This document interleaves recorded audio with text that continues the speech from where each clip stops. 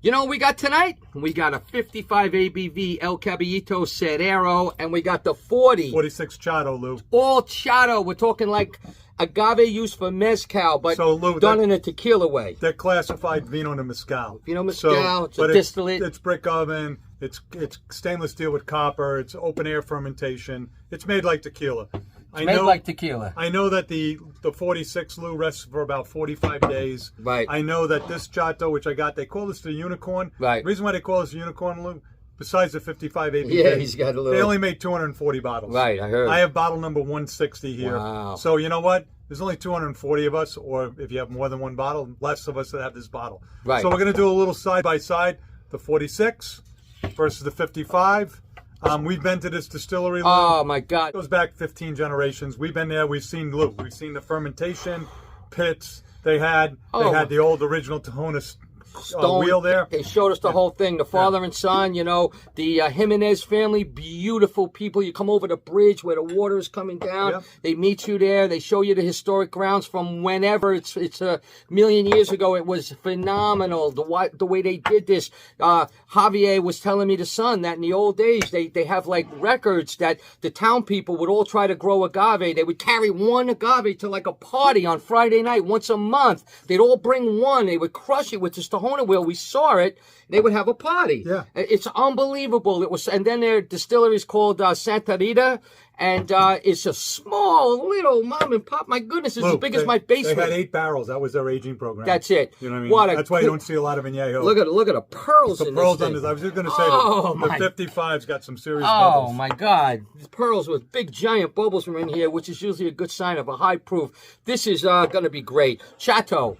So it's not the Blue Weber, okay? El Caballito makes that as well. This is now the agave that's used for, for mezcal and most purposes, right? So sometimes Chato could be described as, sometimes when I use that phrase, it could be Tobola, it could be Espadín. Right. But it's not the Blue Weber agave. No, it's not. This is the one that's used for mezcal for the most time, but this is made like tequila. They use the oven there, right? Stone brick oven, roller macerated, stainless steel. We love Caballito because you know what?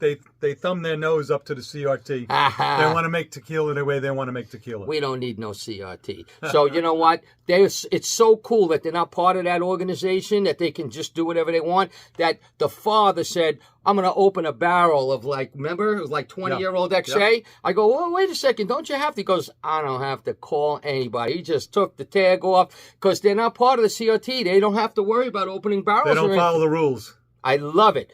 They're renegades, and that's cool with me. They use the copper pot stills with stainless steel. They use natural spring water, which is near proof. They rest it in stainless steel, no additives. This is going to be nice. This is going to be a little like a mezcal now for you guys that like a little bit of that, all right? Yeah, even though it's not cooked in the ground. It's not overly smoky, Lou, but it has that. 46? 46 on the left, 55's on your right, Lou. You can't tell me you're not getting mint on this. This is like a sweet... just knows them separately. The 46 is delicious. It's got a minty nose.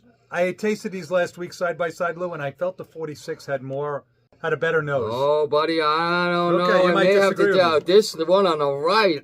See, I'm a high proof guy. He is too. Oh, yeah. But high proof to me always gives me more. This is, oh my God, this is the 55.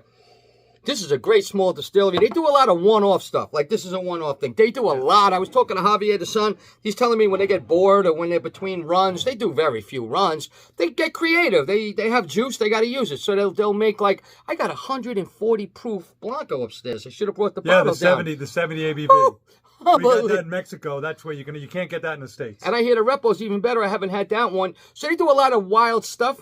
But, oh, my God. You're going to tell. 46 better, Lou. Oh, it's much more subdued, though.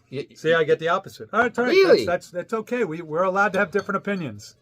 You sure you get this is the 55? Oh, I like the 55. Okay. Got a lot going on in the nose.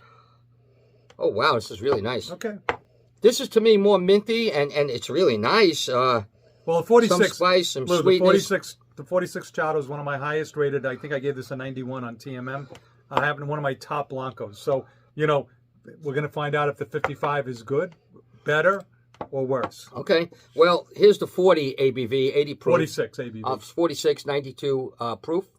And that's bright. That's shiny. That's delicious cooked agave right there, Lou. Oh, that's amazing. Yeah. Oh, I don't know if you've reviewed this one, but this to me is, like I said, I gave this a 91. It's one of one of my top Blancos. Well, I did a bunch of reviews for Caballito, and don't know if I did the Chato. I know I compare. I did a review years ago when me and Grover met in Midtown Manhattan when no one even heard of the Chato. They were just coming out. We had a sample bottle, a big one, and we met at Hooters.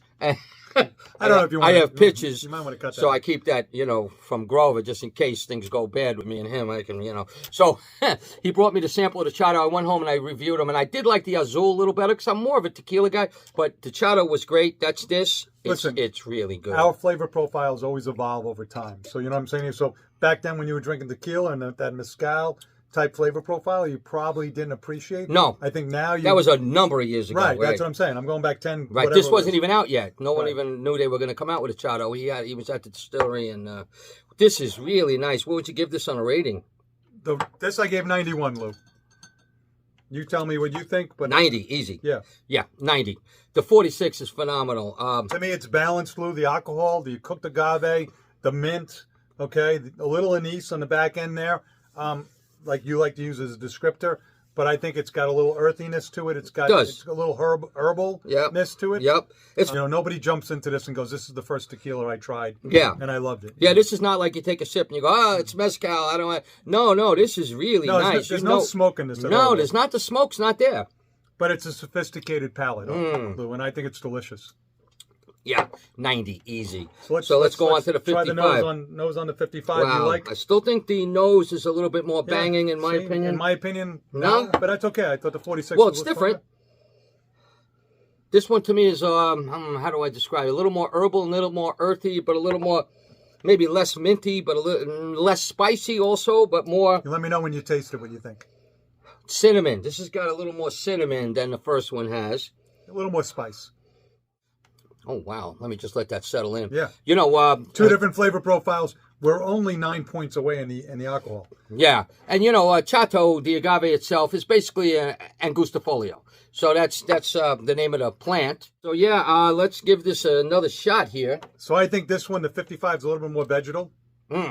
Okay. Not as much. It's not as hot as that I thought it would be. But not as minty either, not as sweet. No, it's not as sweet, not as minty. But look, on the second taste, I get a little more of that sweetness. You're getting more of the sweetness on the second taste. Yeah, I am too. And it definitely has like a cinnamon, kind of a hots to it, When you say hots, I say red hots. Like you have those little like jelly beans. Those little red hots in the package. Yeah, that's what I get more than cinnamon. Yeah. I remember those, yeah. This is really nice. You know what? I'm going to give them both a 90. The one's not really, they're different, but they're both good. I like high proof, so maybe I got more out of the nose, I think, than my buddy did here. But I give them both a 90. This is fantastic. I'm still gonna go with the 46 as my favorite, Lou. This is just probably right there, right next to it. And if you look, Lou, too, I mean, they rest them, they're clear, but there's still a little tint. There's still a little tint. A little bit. Yeah. So but they rest them in stainless. Yeah. Yeah, there's no wood. Yeah. It's a clean brand. They know what they're doing. You see these labels, they're old labels. Well, I think you have one back here, don't you? I have the colored labels. Yeah, I got stuff I could tell you stories, So you look at the añejo, or the extra añejo, is it an Oh, my God. That was one of my favorites. I give that to my friends. This was the 9-year añejo. The brand, XA, the brand is amazing. I wish they'd bring the color labels back. Probably one of my top XAs. Yeah, I think I asked Javier about it once. He said a family member, I don't know, just thought the black and white labels were going to be the way to go. I don't know, but it's a great brand. It's a great brand. These are nice. Listen, you like mezcal, you'll be able to accept this because it's, it's more like a tequila than a mezcal.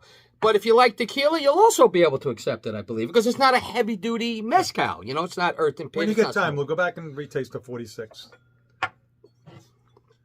You need more? Sure, it's yours. Yeah, it's mine. Pour it in, brother. Listen. No, that's phenomenal. Salud. They're both 90s. It's all great. So here you go, Caballito Cerrero. When you see that brand with the horse, and they don't have horseshoes like that other brand, because, their whole thing is, we don't need no horseshoes. You guys can figure out what I'm talking about. That other brand with the horse with the shoes, Heredora? Well, this is a relative who broke away from them years later, and the whole thing was they don't need no horseshoes, and you ain't going to see no horseshoes on this brand. So, Lou Agave, Ace Agave, thanks a lot for everything, and